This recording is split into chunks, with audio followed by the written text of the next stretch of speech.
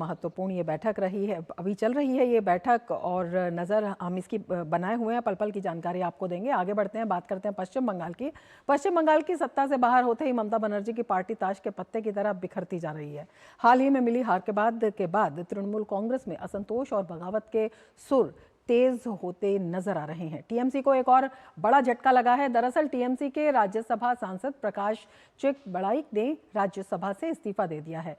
बड़ाइक ने इस्तीफा राज्यसभा के सभापति सीपी राधाकृष्णन को सौंपा है और कहा है कि वे तत्काल प्रभाव से राज्यसभा की सदस्यता छोड़ रहे हैं। बड़ाइक से पहले सुखेंदु शेखर रॉय और सुष्मिता देव भी पद छोड़ चुके हैं, जिसके बाद टीएमसी के राज्यसभा सांसदों के इस्तीफे की संख्या 3 हो गई है। आपको बता दें, टीएमसी में लगातार विधायक और सांसद बागी होते जा रहे हैं। इस्तीफे के बाद राज्यसभा सांसद प्रकाश चिक-बड़ाइक ने कहा कि यह फैसला उन्होंने जनता के जनादेश और जन भावनाओं को ध्यान में रखते हुए लिया है। उन्होंने ये भी स्पष्ट किया कि ये उनका निजी निर्णय है। प्रकाश चिक-बड़ाइक ने डीडी न्यूज संवाददाता दीपक सिंह रावत से खास बातचीत की और दिखाते हैं क्या कहा उन्होंने।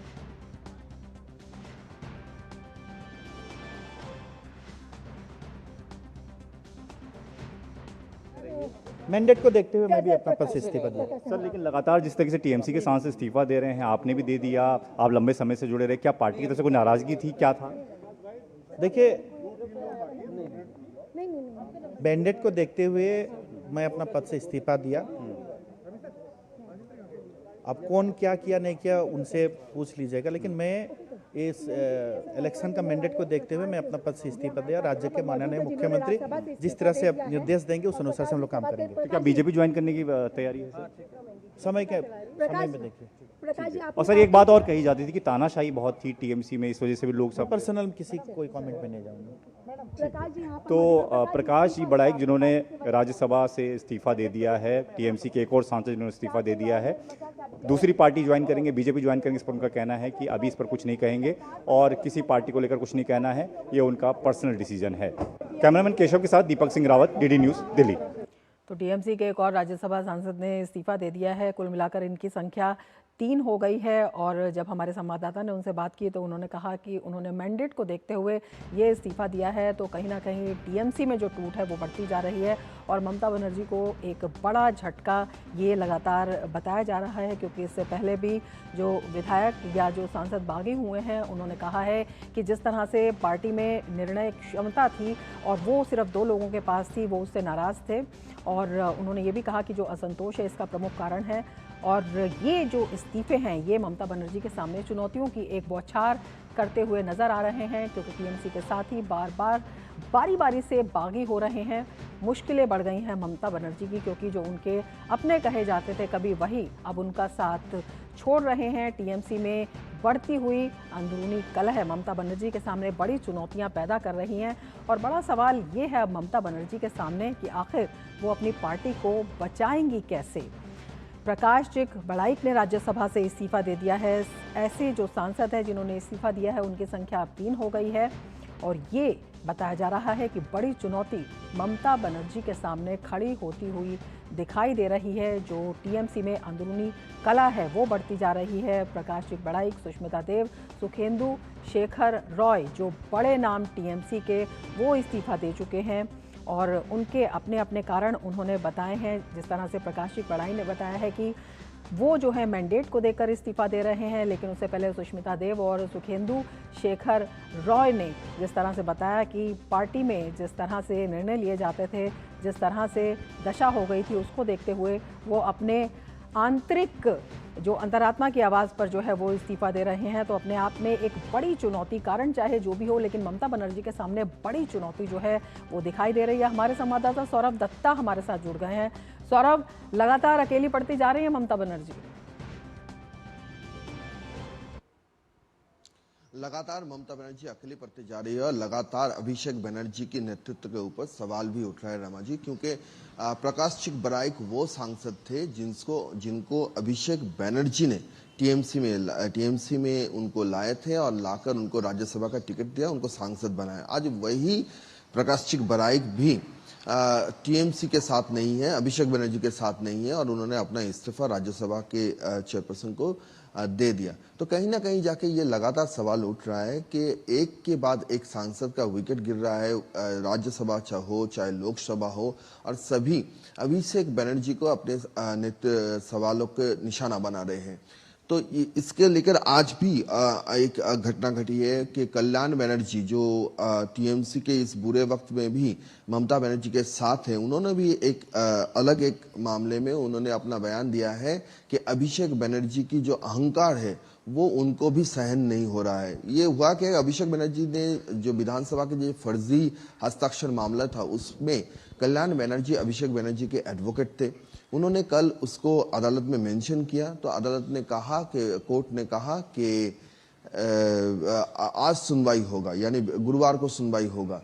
लेकिन गुरुवार को सुनवाई को लेकर कल रात 10:30 बजे कल्याण बनर्जी को फोन किया गया और उनको कहा गया है कि अभी वो मामला वो नहीं अदालत में सवाल करेंगे, उनके जगह उनके जो जूनियर है अयन भट्टाचार्य वो सवाल करेंगे। तो इसको लेकर आज कल्याण बनर्जी ने कहा कि अभिषेक बनर्जी का जो अहंकार है अगर इस तरह से चलता रहा तो ममता बनर्जी को तय करना होगा कि वो अभिषेक के साथ रहेंगे या उन लोगों के साथ रहेंगे।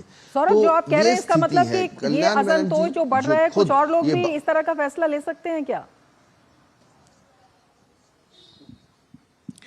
जी, फैसला कौन लेगा, फैसला कल्याण बनर्जी लेंगे या नहीं लेंगे वो अलग बात है, लेकिन बागी सांसदों जब ममता बनर्जी का दामन छोड़कर जा रहे हैं तब ममता बनर्जी की ओर से जो सांसदें अभी तक मीडिया सामने आ रहे हैं, ममता बनर्जी के पक्ष में बात कर रहे हैं, उनमें से एक है कल्याण बनर्जी, जो ममता बनर्जी के हर वो जो के मामले हैं, केस हैं, उनमें भी कोर्ट में उनको देखा गया है कि वो ममता बनर्जी की पक्ष में रहकर सवाल किए हैं।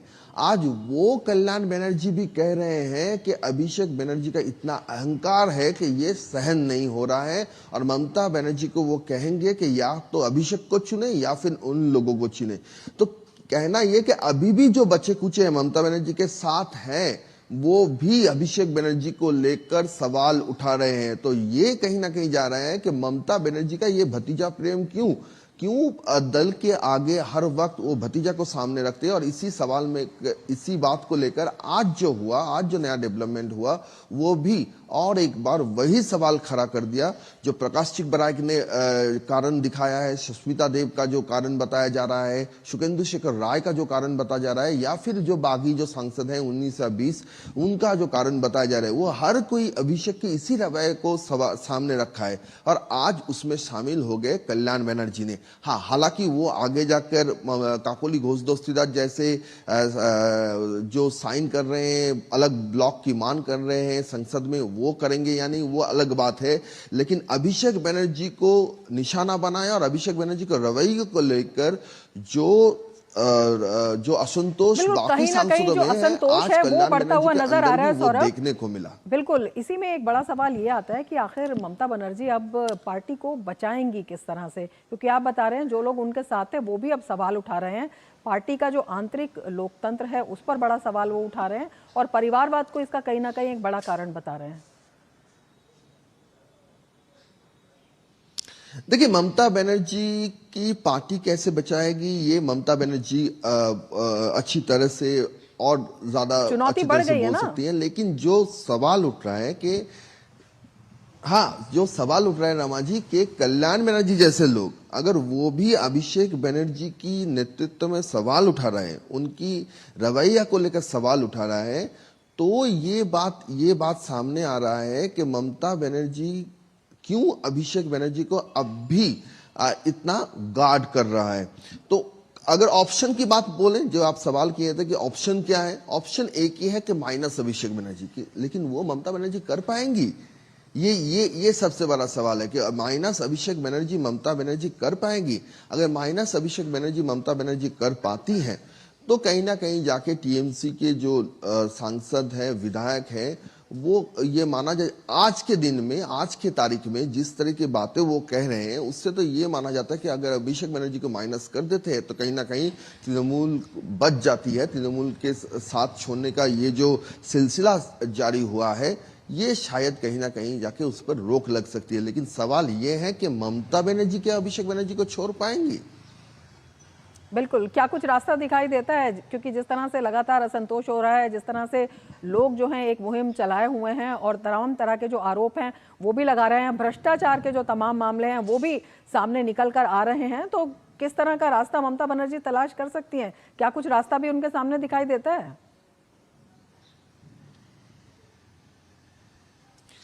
देखिए अभी तो जो है कि वो ममता बनर्जी जो अभी दिल्ली में सोनिया गांधी के साथ जो बैठक की और उसके बाद अभिषेक और राहुल गांधी का भी कल जो बैठक हुआ उसका तस्वीर भी तृणमूल के एआईटीएसी के हैंडल के जरिए वो तस्वीर सामने आया है कि राहुल गांधी और अभिषेक बनर्जी एक साथ साथ है। और उसके पहले कांग्रेस से पब्लिश किया गया था सोनिया गांधी और ममता बनर्जी का जो पिक्चर था। लेकिन इसके चलते एक ऑप्शन ये लग रहा है कि ममता बनर्जी चाहती है कि कांग्रेस के साथ यहाँ पर वो एक अलायंस खड़ा कर सके, लेकिन उसको यहाँ के प्रदेश के नेता कितना मानेंगे इसको लेकर भी सवाल है, क्योंकि प्रदेश के नेता का मानना है कि अगर कांग्रेस को पश्चिम बंगाल में किसी ने वीक किया है तो वो है ममता बनर्जी। पश्चिम बंगाल में कांग्रेस के कार्यकर्ता, कांग्रेस का जो ऑर्गेनाइजेशन था, अगर वो वो डूबा है तो उसका बड़ा कारण है ममता बनर्जी। आज ममता बनर्जी जब संकट के घेरे में है तब क्यों कांग्रेस उनका हाथ पकड़े। और साथ ही साथ प्रदेश नेतृत्व का ये भी कहना है कि भ्रष्टाचार, घोटाला के जैसे जो बड़े बड़े आरोप है, कानूनी व्यवस्था, नारी सुरक्षा, जो बड़े बड़े आरोप है ममता बनर्जी के साथ, ममता बनर्जी के खिलाफ, अगर अभी कांग्रेस ममता बनर्जी का दामन पकड़ता है तो कहीं ना कहीं जाके उसका भागीदार भी कांग्रेस को होना पड़ेगा।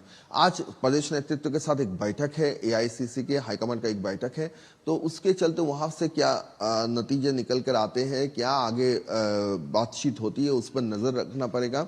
लेकिन एक बात तो सही है कि ममता बनर्जी की आगे कांग्रेस के साथ अलायंस करना भी चाहे तो भीतर ही भीतर कांग्रेस के सारे जो वर्कर्स है वो इसको बहुत अच्छी तरह से स्वीकार करेंगे, ऐसा तो लग नहीं रहा है।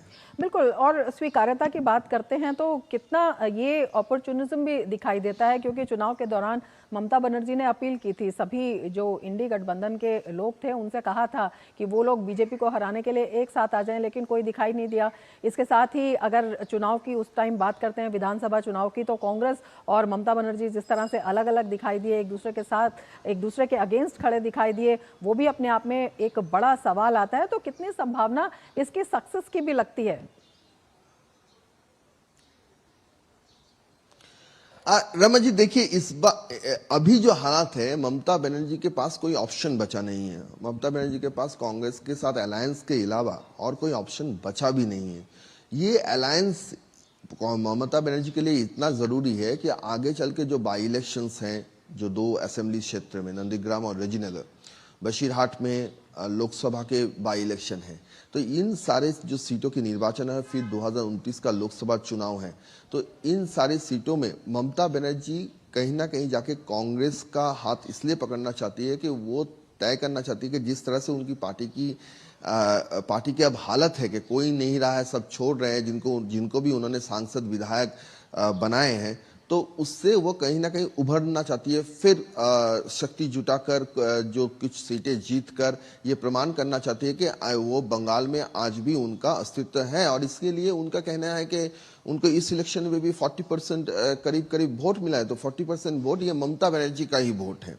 तो अगर कांग्रेस इसको सपोर्ट करती है तो तृणमूल का मानना है कांग्रेस को भी इसका फायदा होगा।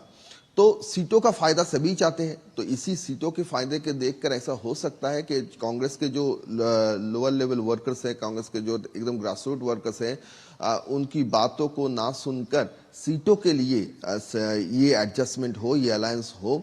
लेकिन इसको अगर भीतर ही भीतर अगर आप कांग्रेसी वर्कर्स कितना मानेंगे, उसके ऊपर एक बड़ा सवाल है। और आगे चलकर कैसे कैसे ये पूरा विषय देखने वाली बात ये भी है कि टीएमसी का स्वरूप क्या रहेगा। जिस तरह से जो बड़े नेता हैं वो ममता बनर्जी का साथ छोड़ रहे हैं, एक तरह जो सिग्नेचर कैंपेन की भी आप बात कर रही हैं, तमाम स्थितियों पर आप नजर बनाए रखिए। बहुत शुक्रिया तमाम जानकारी के लिए।